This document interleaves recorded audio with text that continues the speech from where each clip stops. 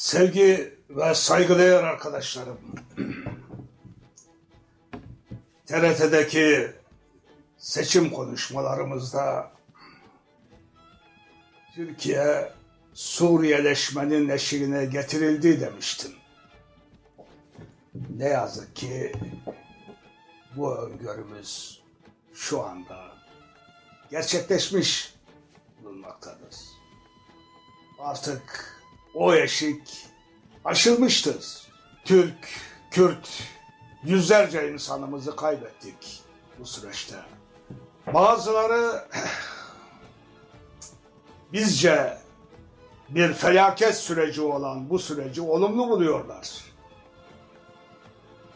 Devlet bu şekilde kararlı ve şiddetli giderse PKK'yı bitirebilir diye sevinçli yazılar döşeniyorlar, konuşmalar yapıyorlar. Oysa PKK askeri önlemlerle bitmez. Silahlar sussun deniyor, eller tetikten çekilsin deniyor.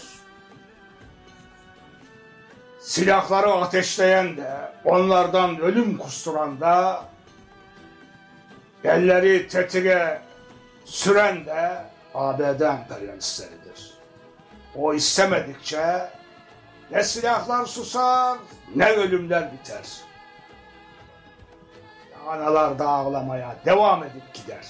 Yine hep söylediğimiz gibi mecliste birbirinden zerrece Amerikancılıkta farkı olmayan 4 partide ABD'nin bu emperyalist çıkarlarına hizmet yarışı içindedirler. Bunların götürebilecekleri Türkiye'yi bir tek yer vardır, Suriyeleştirmek. Orada parçalayıp bölmek ve halkları birbirine boğazlatmak.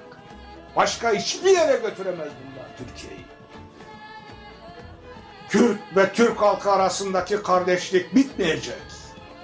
Ve biz yeniden Çanakkale'de olduğu gibi, 1. Huvayi Milliye'de olduğu gibi dayanışacağız. Omuz omuza vereceğiz, el ele tutuşacağız ve emperyalistleri ülkemizden de, bölgemizden de kovup sürüp çıkaracağız. Ve en sonunda halklar kazanacak, insanlık kazanacak. Halkız, haklıyız, yeneceğiz.